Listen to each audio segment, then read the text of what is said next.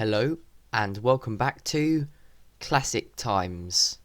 Today I'll be covering stage 40, the final stage of the Cambridge Latin course, and I'll be covering the topics of translating indirect statements and a bit more on the gerundive.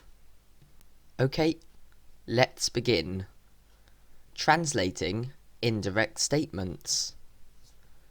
So just as a recap, an indirect statement is formed with a main verb, an accusative, and an infinitive.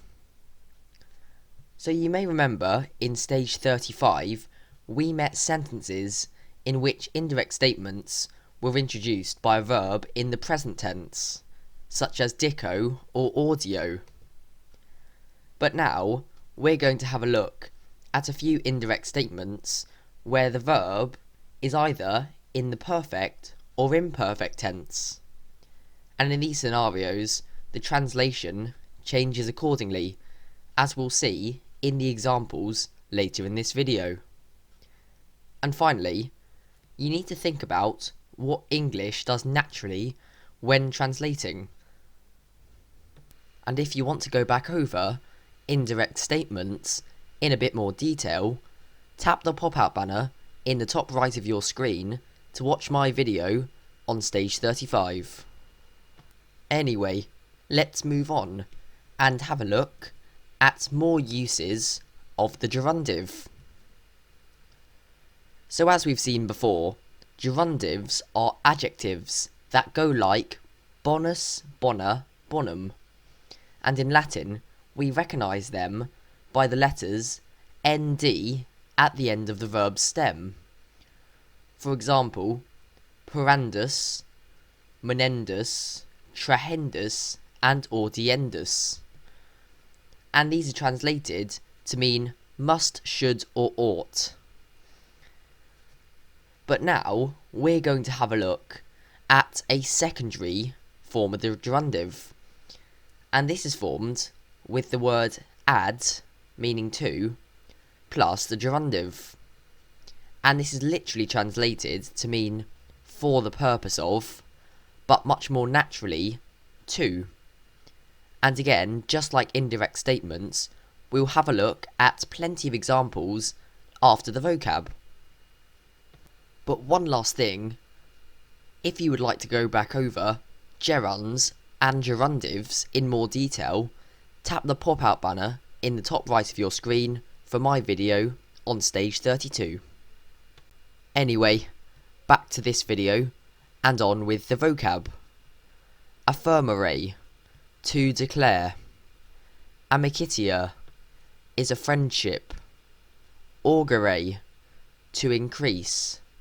Console is the same word in English, console. Crimen is a charge.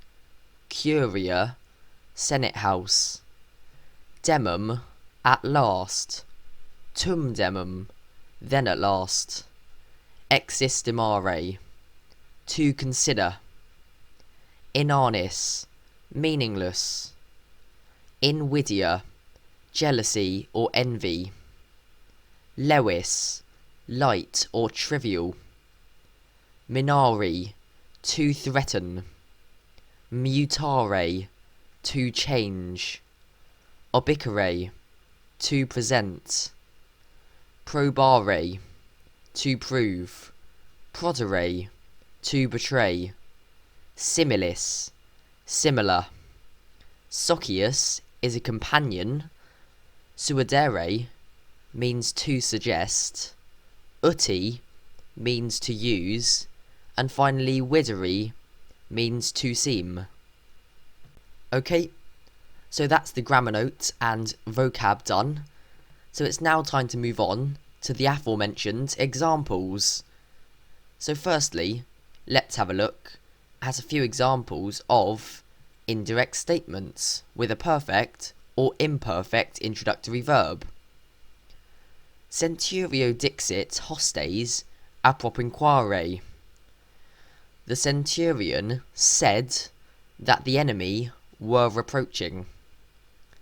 Scivi nuntium ad agricola missum esse. I knew that a messenger had been sent by Agricola. Milites dicebant, hostes mox pugnaturos esse. The soldiers were saying that the enemy would fight soon. So a couple of quick points. As always, any indirect statement should include the word that in its English translation. And you should notice that the first two examples have a perfect verb, dixit and scivi, and the third example is in the imperfect. And like usual, I've colour-coded the main components that you should be looking out for. So your main verb is highlighted in yellow, the accusatives are in red, and the infinitives in green.